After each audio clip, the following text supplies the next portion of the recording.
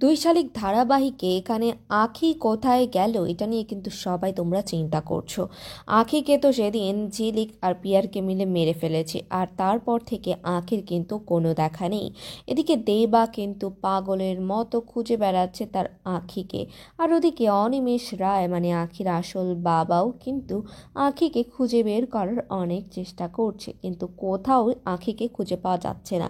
এবার তোমাদের নতুন টুইস্ট তোমরা দেখতে পাবে দুই শালিক ধারাবাহিকে। হ্যাঁ বন্ধুরা, এখানে আঁখি নিশ্চয়ই ফিরে আসবে।